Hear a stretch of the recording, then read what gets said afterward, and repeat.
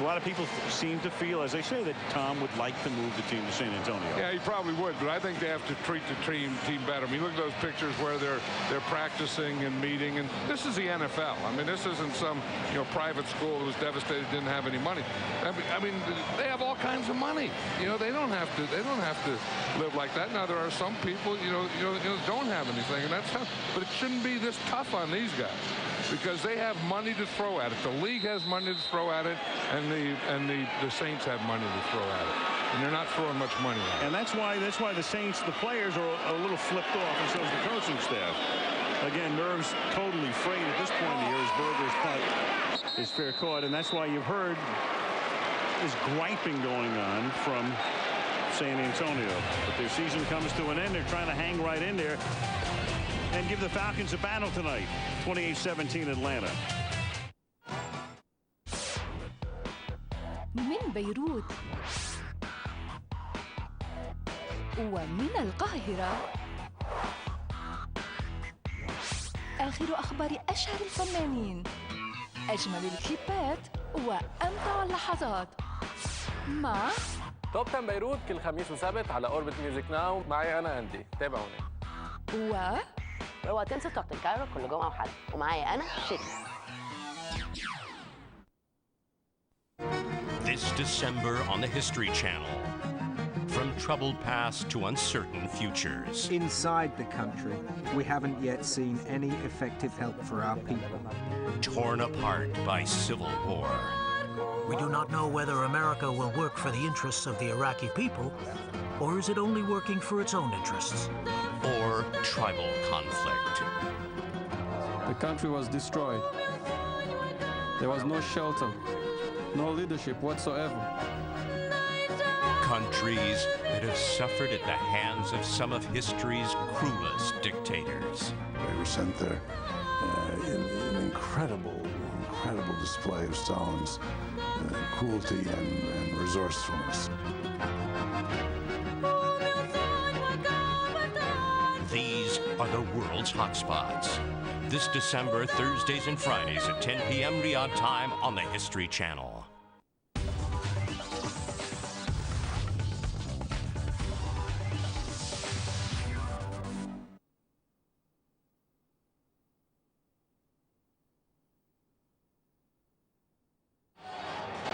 Making the most out of 17 pass attempts and 9 completions. 4 rushes, 30 yards. Their touchdown drives tonight, 3 of their 4 were 2 plays, and 3 plays. Well, in that last drive, they did the 2 things we were talking about they hadn't done. They threw it to Algie Crumpler, and then Mike Vick ran it on a bootleg. From the 36-yard line, first down. Atlanta up by 11, and Mike Vick's going to take a timeout here. One thing about Vick, he has his detractors, and people want to put him in a box or a category. But there's Brady at 747, McNabb at 682 for a winning percentage, and Vick 30, 16. And 1 tie, which is pretty terrific. He just has to be himself. I mean, I think that's the thing that people have trouble with sometimes. That he's not a drop back passer, and he can be a drop back passer though, and he can run and throw, and he can just run and do all those things, and he wins. That's the important thing. He's a winning quarterback. And you can't put him in the box and say, he's like Peyton Manning. In fact, Jim Morris said yesterday, he said, how come no one ever says that Peyton Manning ought to run more like Mike Vick? They said Mike Vick ought to, stay in pocket throw like Peyton Manning, but why shouldn't Peyton Manning run bootlegs and run the ball like Mike Vick? Because he can't. Point well taken. Can't do any of this. No, absolutely not. And that's about an 8-yard gain. Speaking about Vick, on the move, here's what his coach says.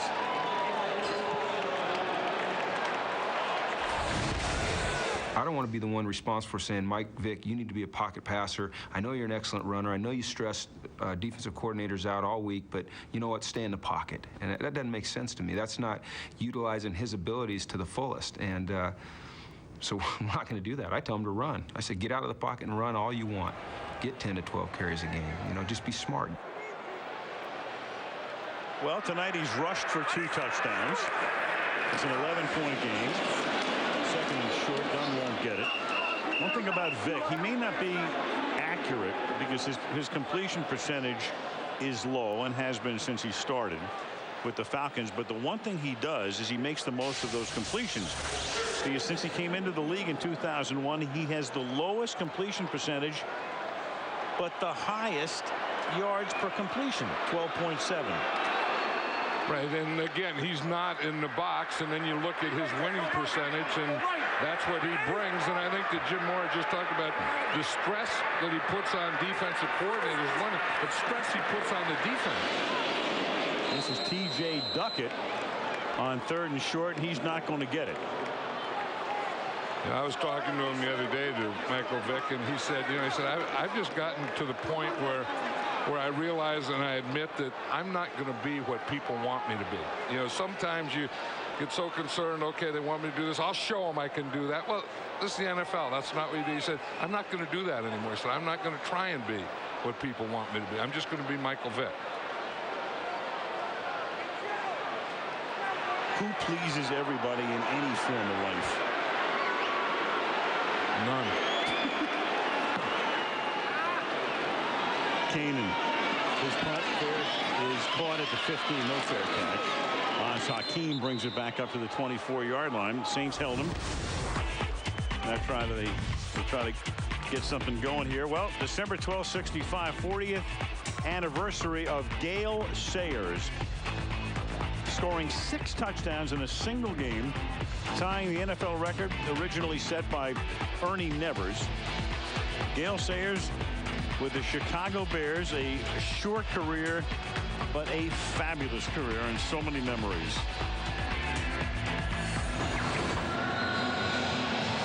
Gale Sayers is when kids were growing up, when Gale Sayers was playing, everyone wanted to be Gale Sayers when they played the game. And have those moves. Well, you'd think you'd have those moves. You think you look like Gale Sayers. Brooks throws, and it's caught on the run by Zach Hilton. The tight end, Zach Hilton, loses the ball. Was he down? And now the question is, the officials always are a little late in blowing the whistle. They haven't pointed. The question is, was he down? Keon Carpenter has come up with the football. Usually when the guy is down, the official will point to the ground that he's down. I didn't see any official point to the ground. Didn't do it here. Here's the question now. Because they don't blow the whistle all the time anymore. Well, his knee seems to be down there, and then the ball comes out. So what might happen here is they're going to rule it a fumble. But I think New Orleans wins the challenge if that's going to be the call by the officials. They don't blow the whistle, but now they're going to discuss what they should call. And they're going to call it a fumble and a recovery. And now Hazlitt's going to be compelled to challenge, and that first look indicated there's the challenge flag, and that's his second and last. Murray had one earlier, very early in the game. He was forced to challenge. So this is his last challenge, but you have to do it here. And it appeared, we'll take a look at it again a little more closely right now, but it looks like Hilton's knee is down. Knee's down there, and the ball's not out yet. Right. And Carpenter doesn't have possession. New Orleans has challenged the ruling on the field, but the ball was fumbled before the runner was down by contact. Right there, the knee is down. The ball's still in. Although they say it was on its way out. Hilton's a big target, isn't he? I mean, he's a big target for the quarterback, but he's also a big target for the defenders. 6'8". I think he has possession. I think they have to give New Orleans the ball here. The other thing, Hazlitt looks so, not perplexed, but he looks spent. He was spent. We know he's spent. We know this whole organization is spent. And part of the thing is here, too, you have to go the rest of the game now without a challenge. Yeah, but just look at that shot at Jim Hazlitt there in the left. I mean, doesn't he look like the wear and tear has taken a toll? No doubt. And I'm not talking about just the wear and tear of this game or that call or whatever. It's just the wear and tear of everything. This I don't know that there's ever been a year where a coach has had as tough a situation as Jim Haslett has this year in the NFL. I think it's unparalleled because, I mean, this team has gone through something that I can't think any other team in a like circumstance. I mean, first of all, it was a natural disaster of untold dimension. There's nothing to really compare that to begin with. And, of course, that was what created the Saints situation. There's no roadmap for that. No. Well, do it like they did 5 years ago. On Thursday, they couldn't even go into the Alamo Dome because they had a volleyball tournament there, so they had to go through a little walkthrough. And just everything, everywhere you turn, they've got trying to get apartments, families, where the kids go to school. They're just part of the hundreds of thousands of people that have been just had their lives turned upside down. And as we say, they left New Orleans the day before the hurricane hit and haven't been back since. Is it two cousins? Yeah. Remember those days in Newport News? Yeah, I asked both of them. They said they don't talk that much. You'd think quarterbacks they would share. They don't. With the ball in his possession, the runner's knee was down at the 41-yard line. Therefore, the ball belongs to New Orleans. First down. All right. Doesn't cost them a timeout. Not charged with a timeout. Yeah, but they don't have any more challenges left, and that's the key issue here. I think I just saw a smile on Jim Haslett's face, and we've been kind of with him or around him the last 2 days, and if that was a smile I saw, that was the first one. Yeah, he'll take any victory, and they won a fairly important one here. One of the officials through the years now have waited before they blow the whistle because there were too many situations in the past where they'd blown it early. Clearly it was a fumble, but it was too late. So now they're a little late in blowing it. But I think one of the reasons the officials got together was if one of them was sure that the knee was down, they would have called it that way, knowing that you're costing the coach a challenge. Right, and the opposite of that, if they call him down by contact, then you can't challenge that. So now Brooks on first down. Elongated play fake. Going deep into double coverage and incomplete. That's a pretty good bracket job on Dante Stallworth as the Falcons had that one covered next to perfectly. Ronnie Hurd and Jason Webster. Yeah, they did have that one bracket, like you say. He was the only deep receiver, and sometimes to take a little pressure off that or to take that bracket off, you want another guy. You have a double post, or you have a post, a guy going deep to the inside to the low post, and then a guy coming out outside the numbers, and you try and put him in a bind out there, but there was only one guy going deep. Second down and 10 from the 41-yard line. Brooks slings it to the outside. Joe Horn makes the catch. 3 yards shy of the first. When Brooks came into the league and for the first couple of years, he was very proficient throwing deep, but this year a completely different story. And take a look at that. 125 average in 2002, a 5.8 average, 1 completion, 16 passes, a rating, a pass rating when his target is more than 30 yards downfield, as it was on that pass to Horn where he was double covered. And I think you look at Joe Horn having the hamstring problems this year, and Joe Horn not having the year that he's had, and he's missed games. Clearly part of it. Horn had 94 grabs last year, and that's tipped at the line of scrimmage and incomplete. Stallworth almost came back to get it. Rod Coleman got the hand up, and in comes the punting unit. It's interesting, Rod Coleman getting that hand up there. As we're talking to Ed Donatello the other day, and he was saying, how they say that a quarterback has a clock in his head, and he knows when he has to throw it. He said that Rod Coleman has a rush clock in his head. He knows when the quarterback has to throw it, and he gets his hands up, and that's why he gets so many tips and batted balls. Pittsburgher, flag. Fair catch called for. Finneran makes it at the 16. Flag down back at the 40-yard line. Ford had 15 assessed penalties in the game tonight. You know, talking about Rod Coleman, and, you know, and having that clock, and that's the reason that he's on the punt return team too, because, you know, he can do something about it. I mean, he can get in a lane, he can knock a ball down, and a guy that can do that can also block punts. Most inside defensive tackles don't stay in on punt return. Holding. Number 57 of the kicking team. A 10-yard penalty. Repeat fourth down.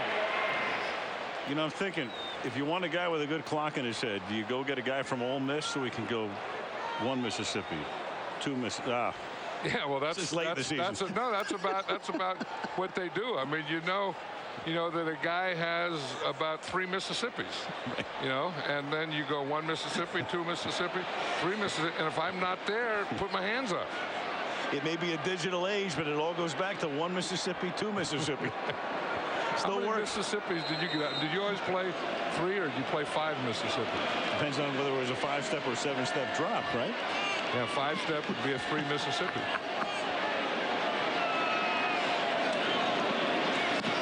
I've only used it in poker. And it's Finneran fair catching it at the 11-yard line. A special Saturday edition of the NFL on ESPN coming your way this weekend. Week 15's matchup between the Denver Broncos and the Buffalo Bills. It's been a forgettable season for the Bills, but they'd love to salvage it with a victory over the AFC West leading Denver Broncos, who right now are at 10-3 on the season. Monday Night Football here on ESPN as we head towards the holiday season. And right now, all the celebrating being done by Atlanta. Let's get back out to the Georgia Dome. Let's bring it back. Everything comes back. Old ties out of your closet. Here's Warwick Dunn. Up to the 25. We had a crooner in our tees tonight. Snoop Dogg. Snoop's not a crooner. But you know what? Everything comes back. All these phrases come back. I don't think, but I mean, the crooner was the, you know, the smooth guy, the smooth voice guy. I mean, those kind of guys. I mean, even on radio anymore, you don't get the crooners. There's an old crooner right there. Harry Connick, I think we fall into that category. From New Orleans, up to the 26-yard line. Warwick Dunn. You look at Warwick Dunn, and you know, we always talk about, you know, I mean, there's not much to him. I mean, where's the guy? You know, there ought to be some more guy around there, and then all the things that he does. And now, you know, he's gone from a kind of a spot back where, you know, half and half, and now he's a workhorse. I mean, Warwick Dunn is starting to become a workhorse. Dunn tonight, 10 carries, 61 yards, caught 1 ball for 24. Throwing nowhere. It was a crossing route over the middle by White, but he was covered, and that ball sailed. Yeah, that's what they do on that bootleg. You know, when he bootlegs out left, they'll cross different guys. I mean, that time was Roddy White, the wide receiver. From the other side, they'll cross a tight end. They'll cross a fullback, but they always have him bootlegging to one side, usually to the left, and then a receiver crossing from the other side. And then they just mix up who that crossing guy is. We're hoping Vic is 3-0 on Monday night. They knocked off Philadelphia. They beat the Jets here in the middle of the year. Now looking for the hat trick tonight. And that's too high. Brian Finneran was the intended receiver, and the punting team comes in. I mean, he had a couple passes get away from him there. I mean, that's the thing, you know. And I think that's where people say that's his but, you know, that, I mean, he can run, he can do all these things, and he can throw in the pocket too, and he can zip the ball, but he's not a real accurate quarterback, a real accurate passer. Speaks to that graphic we showed you before. Since he came into the league, lowest completion percentage among the regular quarterbacks, but highest yards per completion. Cayman's kick, flag. Goes out near the 20. 20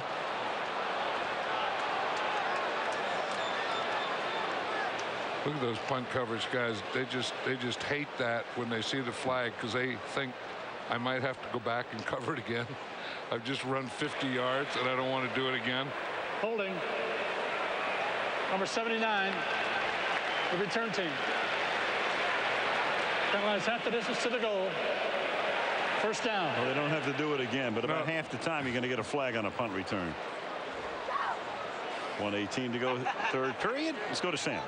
Alan, John, you're just talking about Warwick Dunn and a tremendous year that he's been having. I asked him about it. What's the difference? He told me mostly mental for him. He's been going for counseling the past year and a half and can finally deal with the death of his mother almost 13 years later. If you don't know his story, his mom was fatally shot in 1993. She was a police officer and a security officer. This happened during a robbery. He told me his birthday is January 5th, 2 days before the day his mom was killed. So he hasn't celebrated his birthday for 12 years. He also said this time of year is difficult. He hasn't celebrated any holiday. Christmas time for 12 years, he hasn't put up his own Christmas tree. This year, he's finally at peace. He may actually go out and get his own Christmas tree. Now, if you know Warwick, you know he always has a smile on his face, but obviously he's been dealing with a lot of pain inside. Yeah, he's a tremendous guy. I mean, he's been the NFL Man of the Year. He's won a Walter Payton Award. He's done a million things. And there's a sack now of Brooks by Darryl Shropshire, who was able to burst through, and the guy who doesn't play that much, rookie out of South Carolina, who was the 241st pick in the draft. He was close to being what they call Mr. Irrelevant. Almost the last guy gets a sack here. And he goes right by the center, Charles Bentley, is number 65, and you're just going to see him go right here, and Bentley comes to step outside, and Shropshire goes to his inside. Center doesn't have to step that far out. I mean, Bentley just overstepped. It's Darryl's second sack of the season, and the other came in a Monday night game against the Jets. And that will be a safety. And you've got Antoine Lake, another of the backup defensive linemen, who sacks him in the end zone.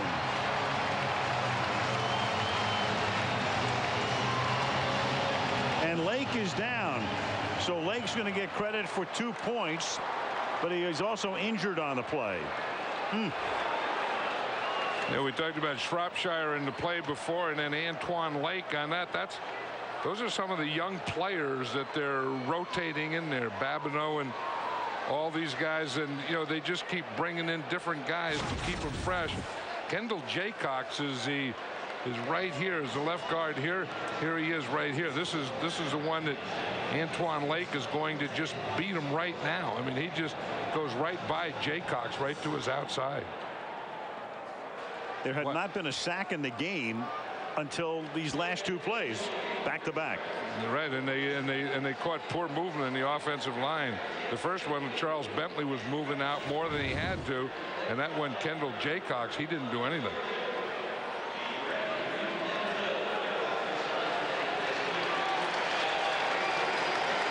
So Lake gets up. He gets credit for a safety, but can't celebrate. Appears to be okay. And that makes the score 30-17 with a free kick now coming for the Saints from the 20-yard line. Yeah, you always, as a defensive lineman, when you make a good move like that, you like to come up with something. Sometimes you'll make a good move and the quarterback will run, or it'll be a running play to the other side, or he'll get away from you. But when you can make a move like that and end up with a sack and a safety, that's 3 pretty good deals right there. All right, time for tonight's kibosh. Saints, in their history since 1967, when they trail by more than 7 going into the 4th quarter, they are 0-105 in road games, on the road. So that figures to be again the case here tonight. So there is tonight's kibosh in waiting. Right, and it's also a team that's on the schneid. It's right. 0-105. It's a 39-year schneid. That's one of those things that, the Saints, even when they're good, they've never been that dominant team. They've never been that, high-scoring machine with a great defense. And I don't know that the New Orleans Saints ever had all the parts. D'Angelo Hall running it back to the 50. Next Monday night will be in Baltimore. Green Bay is there. Brett Favre and the Packers coming off that win last night against Detroit. Playing the Ravens. 2 games on ESPN this weekend. The Broncos visit Buffalo Saturday, and then Sunday night the Falcons, in a very big game, go to Chicago. Important game for both teams. Minnesota now breathing down Chicago's neck in the NFC North. 1st and 10 for Atlanta. 34 ticks left in the period at the 49 of the Saints. Rick goes underneath. Dunn makes the catch. Dunn will have a first down. Dunn will take the ball to the 33-yard line as the clock ticks down toward the end of the period after a 16-yard reception. Yeah, he's just fun to watch, isn't he? I mean, he has moves on moves on moves, and he's making a move on one guy while looking at the next guy. I mean, he's already finished with that first guy he's making a move on. Dunn having a career year, and that's saying something because he's had a real good career. And at 3, it's Atlanta 30, New Orleans 17, and Monday Night Football from Atlanta continues after this message from our ABC stations.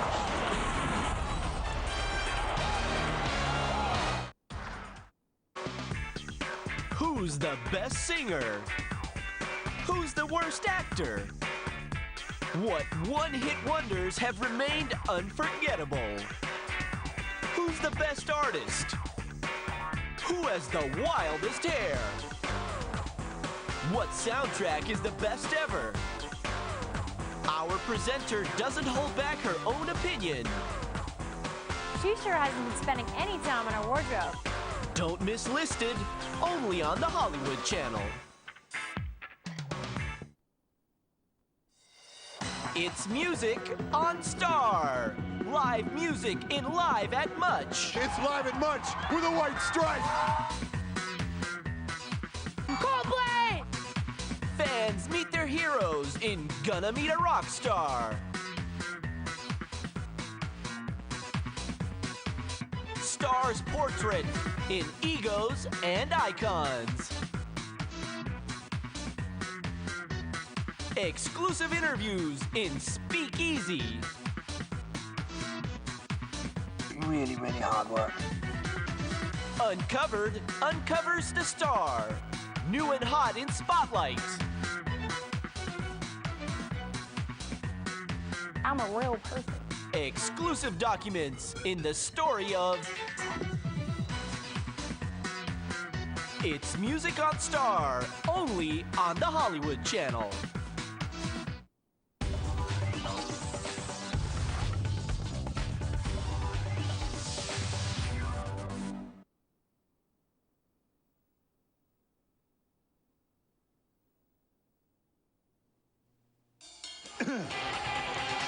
Back in Atlanta, we start the 4th quarter at the Georgia Dome. Al Michaels, John Madden, Sam Ryan.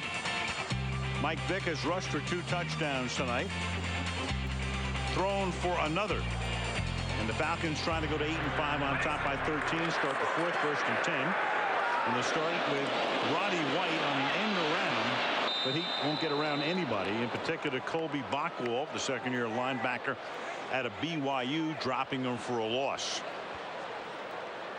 Now off of that, they're going to have a bootleg too, because here you see the fake, and then you see the reverse, and then you can see fake in the reverse. And somewhere, maybe not in this game, maybe next week's game, they'll run that same thing, show them the same thing, and then Mike Vick will keep it, and he'll bootleg out the backside. 7-yard loss, 2nd down and 17. It's the fullback. That's Justin Griffith. He's out of bounds at the 37-yard line. Yeah, that's the thing, that he throws so well on the run. So you think you have him, and you rush to a point, and then he just gets outside you. I mean, he's faster than you are. But I'll tell you, it's really tough on the pass protectors, though, because as a pass protector, you're protecting a point.